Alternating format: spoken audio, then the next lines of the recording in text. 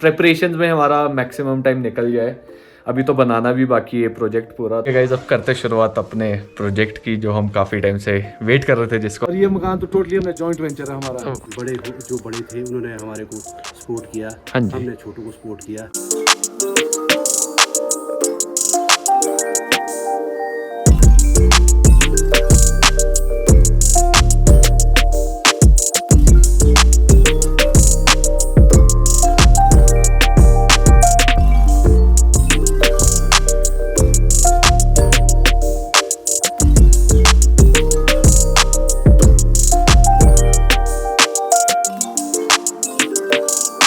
गुड्डों की बैंड बज चुकी है, नीचे इतना हार्ड है ना, गद्दी लेनी चाहिए मुझे।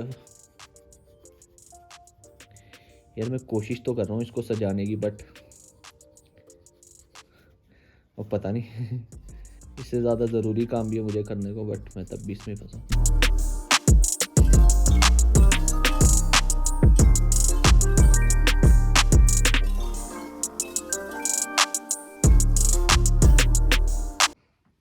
फिर रुजविया कैसा चल रहा है प्रोजेक्ट?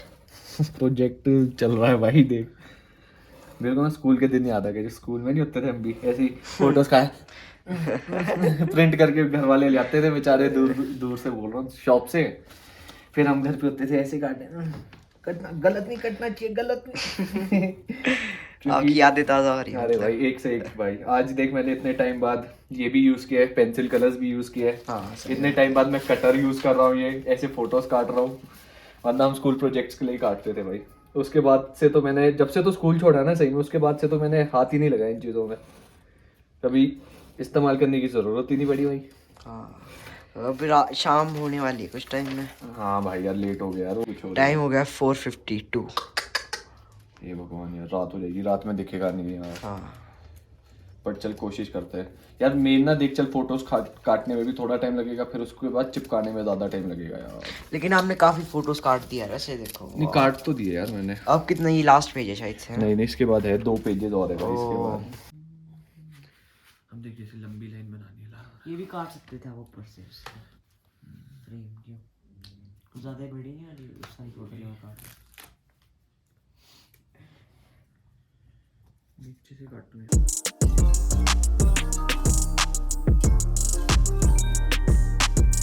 हाँ, थोड़ा अजीब सी कटी है।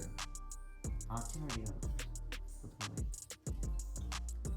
अब जैसे रात होने लगी है, सोचा मैंने ये था कि आज मैं फिनिश कर दूंगा एक छोटा सा प्रोजेक्ट जो मैं बना रहा हूँ अभी, बट मेरे को लग रहा है ये कल के लिए ना जाए, एक्सटेंड ना हो। Sorry for that.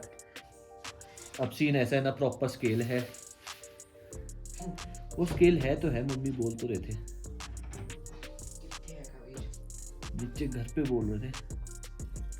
प्रेपरेशन में हमारा मैक्सिमम टाइम निकल गया है, अभी तो बनाना भी बाकी है प्रोजेक्ट पूरा, तो इसमें अच्छा खासा टाइम, अच्छा खासा तो नहीं बोलूँगा, 1 घंटा भी और लग जाएगा मुझे। थोड़ा आपको एक लुक दे देता हूँ कि कैसा क्या बन रहा है। ये देखो, दिलेक फैमिली, अभी तो शुरुआत हुई है। ऐसा कुछ है हमारा प्रोजेक्ट। हाँ जी भाई। आपने सारी फोटोज लगा ली है। हाँ जी भाई। टोटल 3 जनरेशन है। हाँ। एक जनरेशन ये हुई, हाँ। 2 ये, 3 आ जाएगा इतने पक्का। कैसे वो मैंने सोच के रखा है। देख के लोग खुश हो गए क्योंकि कभी इतना यूनिक आइडिया किसी को नहीं आया कि चार्ट बनाए। यार देख अब बताने, हमारी फैमिली में मेंबर, मतलब बाहर से कोई गेस्ट भी आएगा उसको हम समझा सकते हैं ये ऐसे हुआ। तो वैसे कभी छोटा सा जस्ट ब्रेक लिया था उससे, क्योंकि मतलब वो झुक के बैठ के यार थोड़ा ना दिक्कत हो जाती है। सभी फिर से पेन हो गया, तो मैं थोड़ा रिलैक्स करने आया था, थोड़ा गर्दन फिर बैक में तो मुझे होता ही है, पेन होता रहता है, आता है जाता है। कर क्या रहे अब, मम्मी को चैन किया क्या और आपने आज दिन भर? क्या करना था, कुछ नहीं किया, बोर हुए? सफाई नहीं, सफाई की, फिर कपड़े धोए, कुछ मशीन में कुछ हाथ से, फिर इतना था प्रेस करने के लिए। चुज यार मैट से क्या था, शरीफ आदमी। बहुत शरीफ है यार, देखो बेचारा गद्दी भी नहीं ले रहा, बोल भी नहीं रहा कि गद्दी दे दो मुझे, बहुत शरीफ है बेचारा। किसका है यार तू?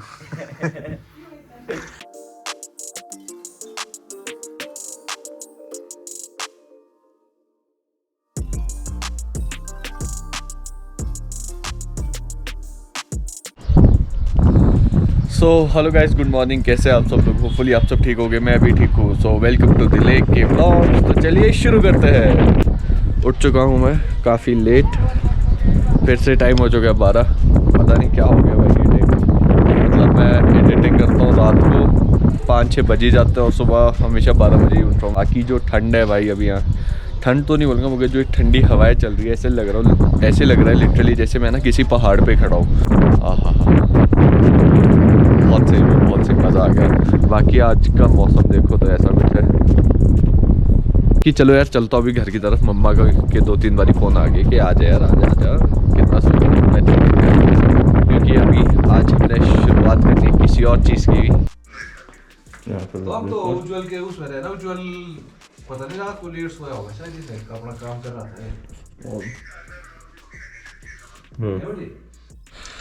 तो गाइज़ फाइनली आ चुके हैं अभी हम ऊपर शूट करने चार्ट के बारे में, क्योंकि नीचे घर पे सोच रहा था मैं पहले घर पे शूट करूँ, मगर वहाँ ना थोड़ा लाइटिंग का इशू आ रहा था। वहाँ लाइट थोड़ी अच्छी नहीं आ रही थी, ज़्यादा क्लियर नहीं दिख रहा था। तो मैंने सोचा क्यों ना टेरेस में किया जाए, थोड़ा लाइटेड अप भी अच्छा, थोड़ा खुला भी होगा। तो अपने इसकी साथ में पापा है मेरे, शायद मम्मा भी आ रहे हैं, बुई भी है, बुई भी आएगी शायद। तो देखते कैसा रहता, कोशिश करेंगे कि अच्छा थोड़ा अच्छे से एक्सप्लेन कर पाए आपको और आप अच्छे से समझ पाओ। बस यही इसी उम्मीद के साथ हम कर रहे हैं।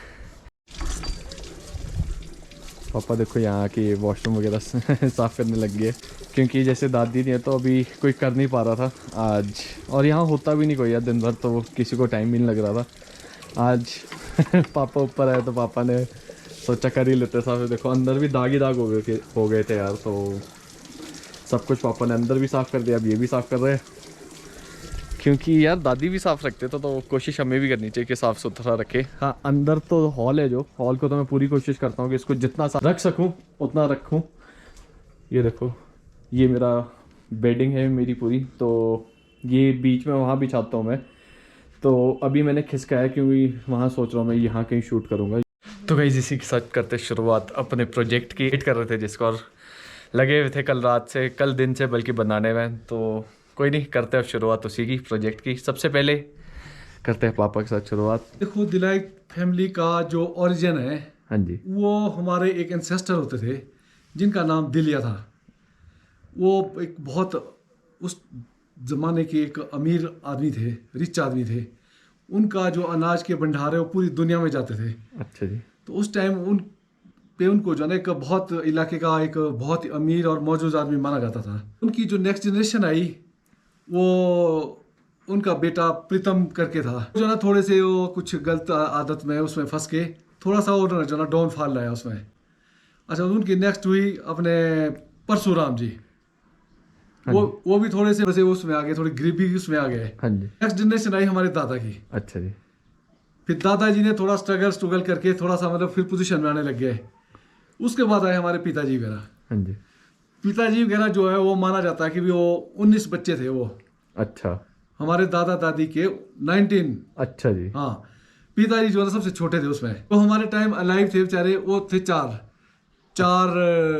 3 ताया जी, एक हमारे पिताजी, 4 2 बुआएं। तो उनकी फर्दर जो है ना, फिर जो हमारे दादाजी वगैरह थे, ये अपने ताया जी वगैरह थे, उन्होंने अपना खानदान जो है ना उनके नाम से रखा, दिलिया के नाम से, दिलाइक।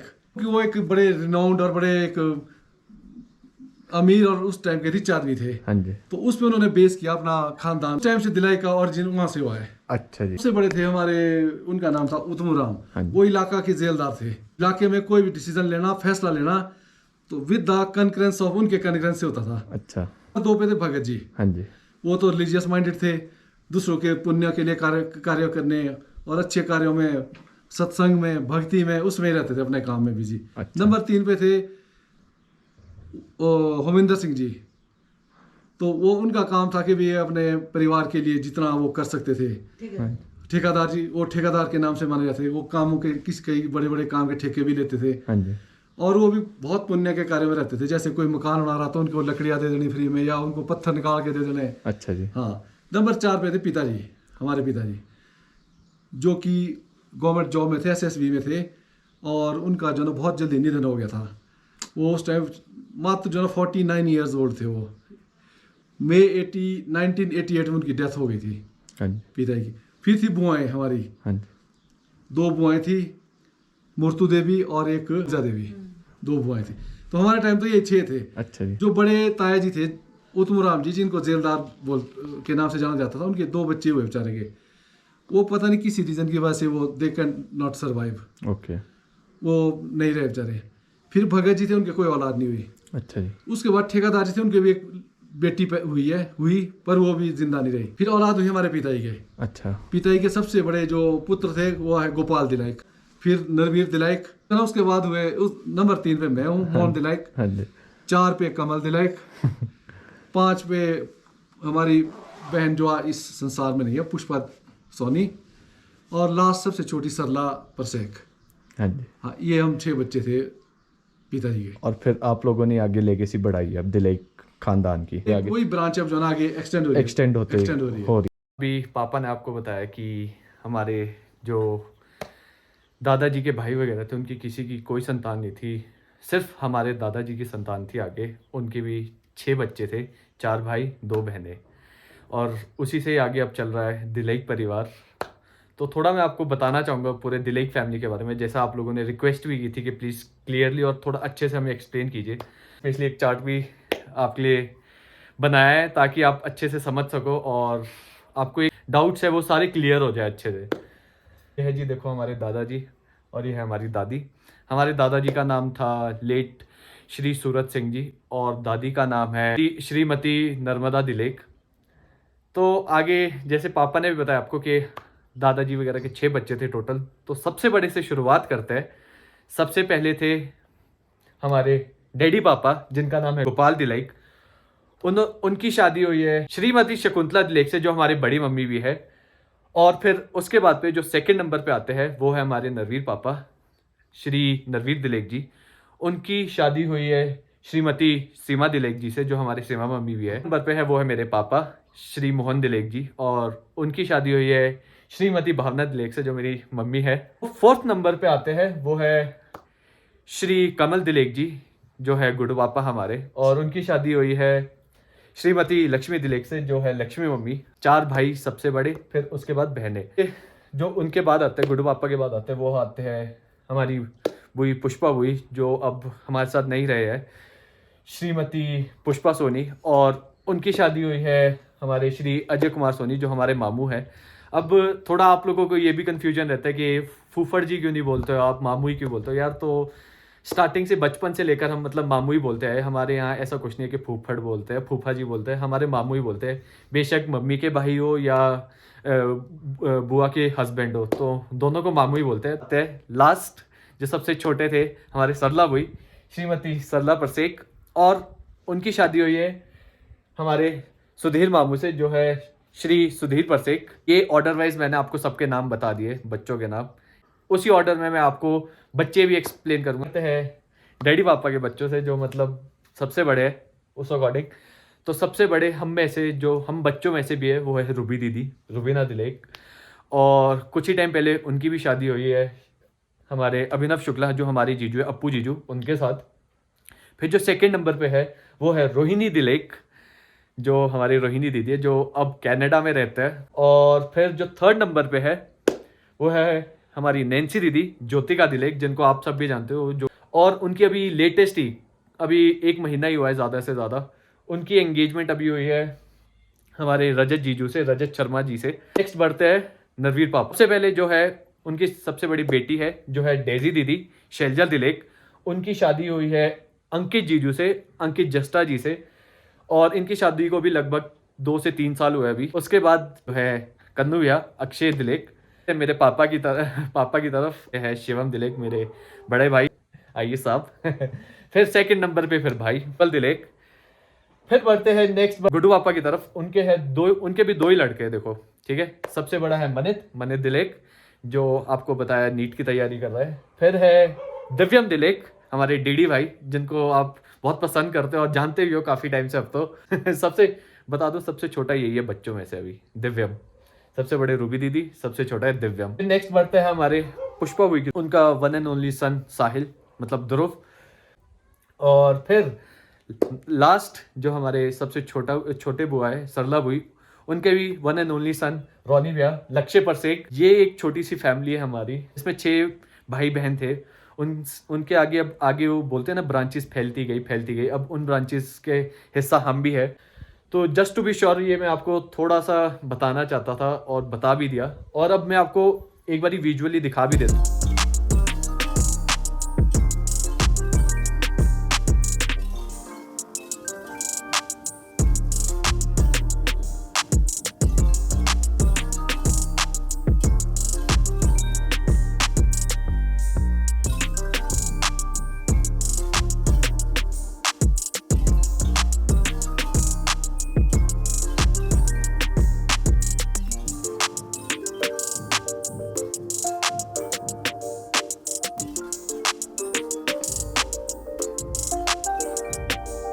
मौसम का कुछ ऐसा अपडेट है। ये देखो क्या भयंकर सा हो गया मौसम। उधर को जो बादल इकट्ठे हो रहे हैं ना एक साथ, ये कुछ ना कुछ तो कह रहे हैं भाई। तो हमारी फैमिली जॉइंट फैमिली है बेसिकली। जॉइंट फैमिली का मैं आपको बताऊं तो यार personally what I feel is I love being in a joint family. Joint family में जो यार मज़ा है, इतने सारे लोग हैं, आप कभी मुसीबत में हो तो सब आपके पीछे सपोर्ट में है। कोई फंक्शन हो रहा है तो सब तभी भी आपकी खुशी में शामिल हो रहे हैं। कुछ भी आप कर रहे हो तो आपके साथ ना बहुत लोग हैं आपके साथ। सकते हो ना, एक सपोर्ट सिस्टम, ऐसा सपोर्ट सिस्टम है जो आपको कभी भी कहीं नहीं मिल सकता दुनिया में। तो जॉइंट फैमिली वो सिस्टम होता है जो हमेशा आपके साथ है। जब से हमारे को याद आता है, हाँ जी, जैसे हम शुरू से देखा है कि भाई हम जब हमारी एजुकेशन शुरू हुई तो हमारे पेरेंट्स जो है ना इतनी पोजीशन में नहीं थे कि भाई हमारे को कॉलेज पढ़ा पाते या बाहर एजुकेशन करवा पाते। हाँ जी। तो हुआ ऐसा कि जैसे हमारे सबसे पहले बड़े भाई साहब गोपाल दिलाइक, उनको पेरेंट्स ने जैसे कैसे उनको पढ़ा लिया, तो उनको जॉब मिला। उन्होंने हमारे दूसरे जो भाई साहब हमारे से मेरे से बड़े नरवीर दिलाइक, उनको सपोर्ट किया एजुकेशन के लिए। अच्छा, जब ये दोनों नौकरी में लग गए तो इन्होंने मेरे से छोटे ब्रदर को सपोर्ट किया एजुकेशन पढ़ाई के लिए। क्या बात है। अच्छा, फिर जब हम जॉब में लग गए, हाँ जी, फिर हमने अपनी बहनों को सपोर्ट किया, हाँ जी, उनको एजुकेट किया पढ़ाने के लिए। अच्छा, जब हम सब लोग सेटल हो गए, फिर हमने एक जॉइंट वेंचर चलाया कि भी हम थोड़ा प्रोग्रेस करने के लिए। फिर हमने गांव में मकान लगा दिए, शहरों में ज़मीनें ले ली। हाँ जी। जॉइंट वेंचर में फिर हमने कई काम शुरू कर दिए और ये मकान तो टोटली हमने जॉइंट वेंचर है हमारा। सही बात है। सबने जितना जो कंट्रीब्यूट कर सकता था सबने कंट्रीब्यूट किया। इकट्ठे रहने में कई तरह की हेल्प्स मिलती है। आपको कभी लाइफ में स्ट्रेस नहीं होगा। Alone, true that. I am having a force of family की जो एक ताकत है वो मेरे साथ है। True that. आप कहीं भी जो ना निर्भय होकर निकलते हैं। सही बात है जी। आप मॉरली हमेशा जो ना अप रहते हैं। आप रहते हैं, हाँ। हाँ, तो जब खुशी सेलिब्रेट करते हैं तो खुशी में सब जो लोग जो ना खुशी में शामिल होके सारा स्ट्रेस जो भी है वो वैसे ही खत्म हो जाता है फैमिली में बैठ के। वही जी, है ना। कहीं दुख है तो दुख के टाइम भी आपको इतना मोरल बूस्टिंग मिलती है फैमिली से कि आपको दुख बिल्कुल हल्का सा फील होता है। ऐसा आप फील नहीं करते कि मैं सब अकेला हूं, कोई बिल्कुल साथी नहीं है इस दुनिया में। True that. थोड़ा सा ये है कि थोड़ी टॉलरेंस रखनी पड़ती है। कई बार हो जाता है आदमी कहीं बाहर से काम से आ रहा है, कोई और चीज़ से आ रहा है, टेंशन में कई बार हो जाता है छोटा बोल चाल या वो तो हर रिलेशन में होता है जी, बेशक कोई भी हो, कुछ भी हो। Petty things, true that. वो तो हमारे को बॉदर नहीं करनी चाहिए। पर ये होता है जब कभी आ रहा है कोई तो है, कितनी खुशी होती है, करते हैं, इंतजार करते हैं एक दूसरे की, आज वो आ रहे हैं, वैसा करेंगे, सही बात। यादें ताज़ा करेंगे।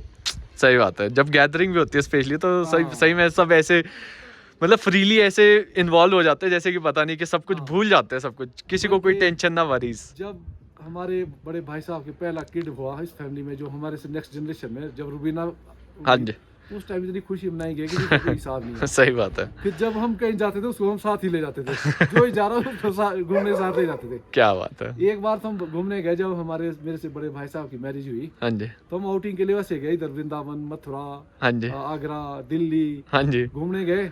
Ruby was also with us. Okay.